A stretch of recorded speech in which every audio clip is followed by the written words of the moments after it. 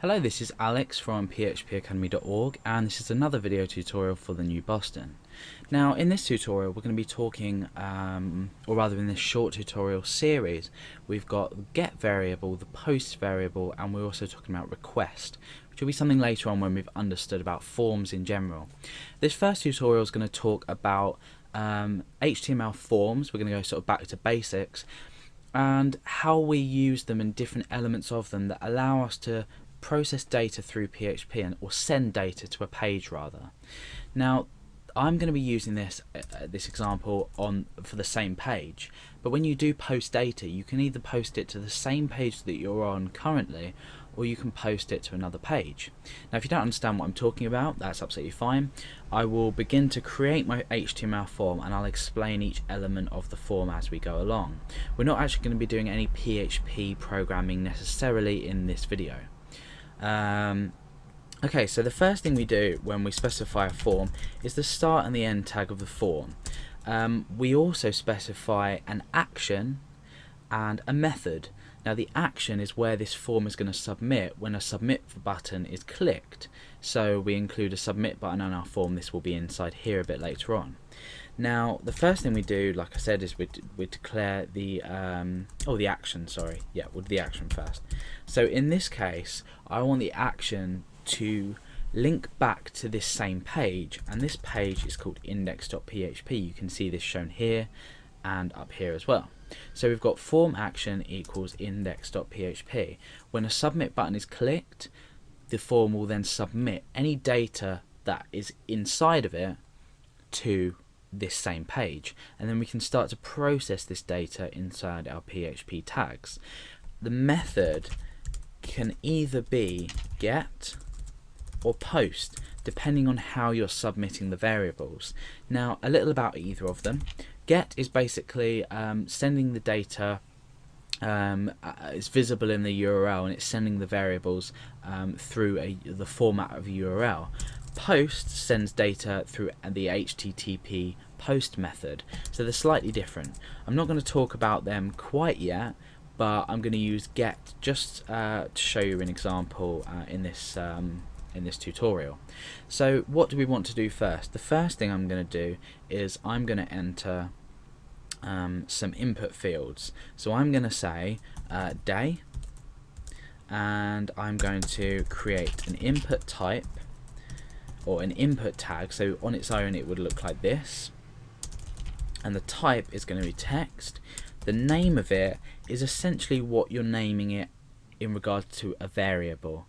This will be submitted and we can pick it up using the collection of get variables, which is almost like an associative array. So the name of this I'm going to call is day. Now what I'm going to do is I'm going to break down, and I'm going to say date, input type equals text, name equals date, so we're calling it something different. We're breaking down again and we're saying year. So input type equals text, name equals year. We break down a couple more times just to keep everything neat, and I'm going to create a button. And in fact, let's just see how this looks at the moment. Let's refresh. Okay, so we've got day, date and year. In actual fact, just to make things a bit tidier, I'm going to break in between each one of these as well.